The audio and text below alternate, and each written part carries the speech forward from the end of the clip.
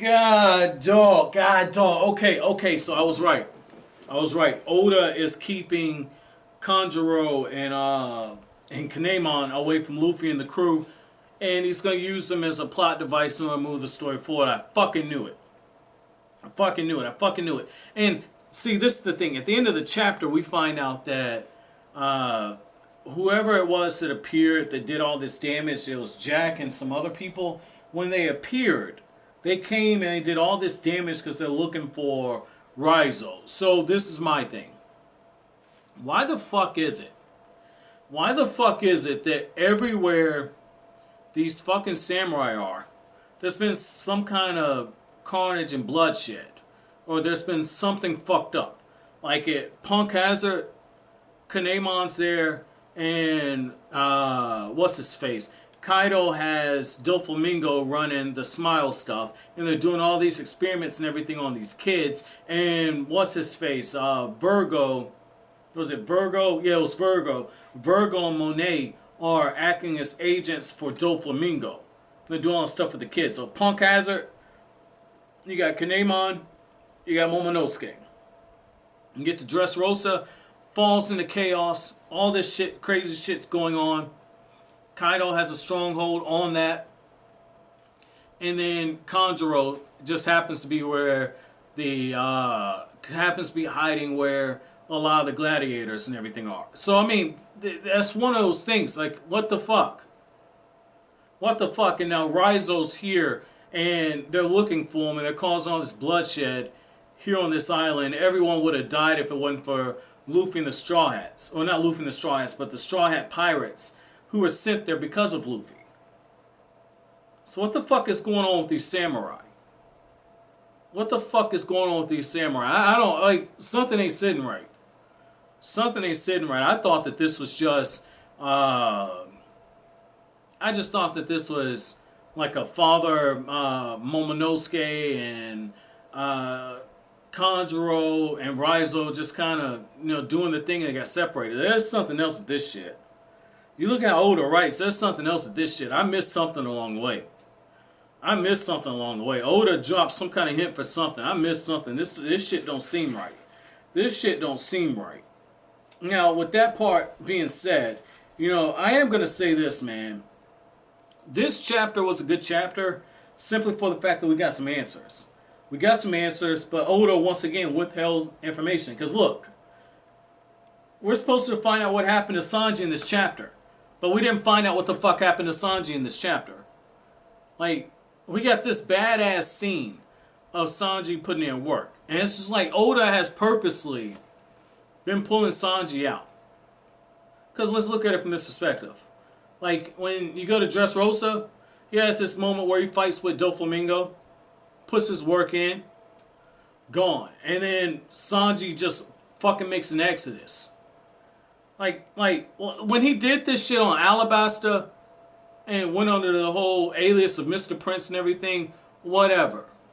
Totally get it. But Sanji came back up. Never showed back up in Dressrosa. That was the first clue. Now here, Oda teases you with information.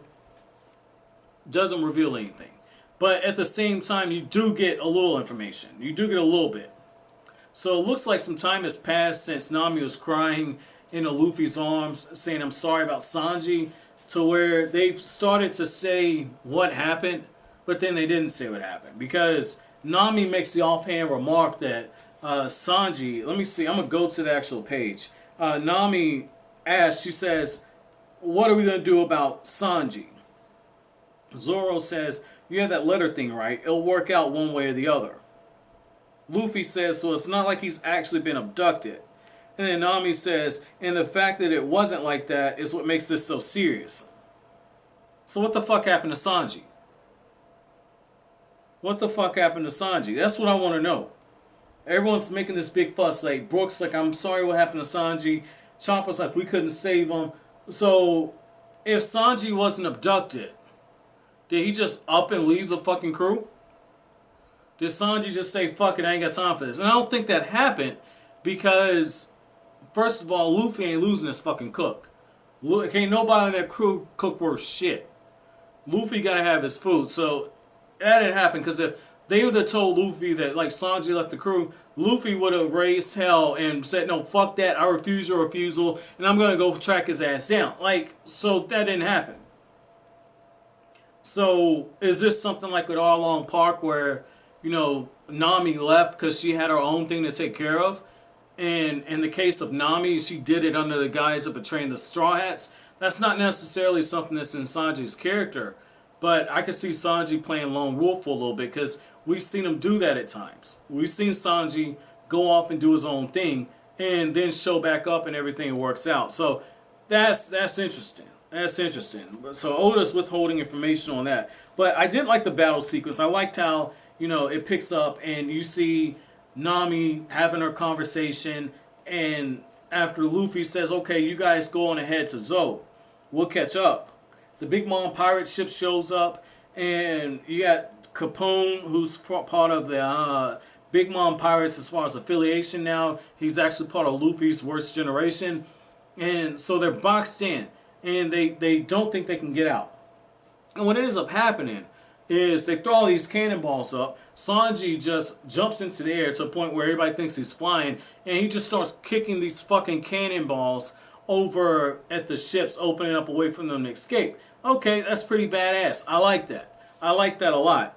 And I like how Oda pulled in the two dudes that they met from Fishman Island, and I like how Nami, showed that she was useful. And while Sanji's, doing the major damage, Nami basically acts kind of taking advantage of Sanji being a decoy, and she focuses all that weather with the weather egg, and she creates a lightning bolt and it shoots down at the ships. I mean, I like that, because Nami was putting in work, and everybody's like, oh, good job, Nami. It's like, yeah, I'll take all the credit. Like, yeah, that's my bitch right there. But at the same time, after Nico Robin gets all this stuff, being the historian that she is, Nico Robin's just like, okay, so if all that's just day one, what happened here? Why were these people slaughtered or just about slaughtered? And Chopper had to step in to save them. What happened? And Nami says, when we got here, that had already taken place. So it's just like, okay.